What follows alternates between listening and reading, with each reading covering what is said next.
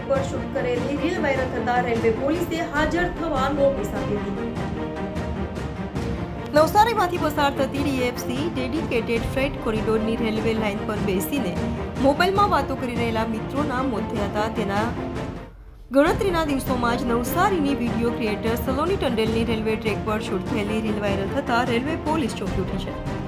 Railway track પરની reel બાદ સલોનીએ માફી માંગી લીધી છે, પરંતુ રેલવે પોલીસે સલોનીને હાજર થવા નોટિસ આપી છે।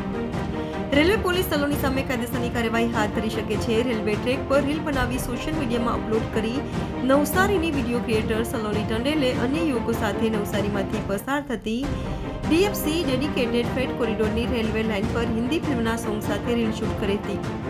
ત્યારબાદ અલગ અલગ સોશિયલ મીડિયા પ્લેટફોર્મ પર અપલોડ કરી હતી, જે બાદમાં વાયરલ થતા સવાલો ઉઠ્યા છે। રેલવે પોલીસે સલોની ટંડેલને હાજર થવા કહ્યું। આ મામલે નવસારી RPFના PI મહેન્દ્ર રાજોરિયાએ જણાવ્યું હતું કે આ યુવતીને ફોન કરીને પોલીસ સ્ટેશન બોલાવવામાં આવી છે। તેમની સામે રેલવે પ્રોટેક્શન ફોર્સ એક્ટ અંતર્ગત કાર્યવાહી કરવામાં આવશે।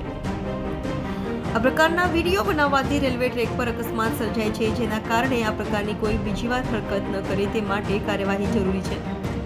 સલોની ટંડેલ સોશિયલ મીડિયા પર એક્ટિવ છે। તે અવનવા વિડીયો બનાવી અપલોડ કરતી રહે છે। સોશિયલ મીડિયા પ્લેટફોર્મ પર તેના હજારો ફોલોઅર્સ છે। રેલવે ટ્રેક પરની રીલ વાયરલ થયા બાદ વિવાદ થતા સલોનીને પણ તેની ભૂલ સમજાય છે, ત્યારે તેણે કહ્યું હતું કે આ મારી ભૂલ છે, બીજી વખત આ પ્રકારની વિડીયો નહીં બનાવું। સાથે કહ્યું હતું કે વિડીયો શૂટ કરતી વખતે પૂરતી તકેદારી રાખી હતી કે અકસ્માત ન થાય।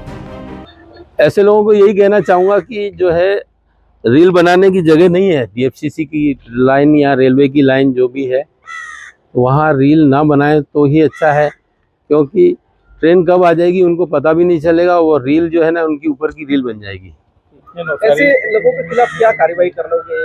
लेडीज ने ऐसा किया है, जो लेडीज ने रील्स बनाई है अभी नवसारी में, उसके खिलाफ क्या कार्रवाई की जाएगी?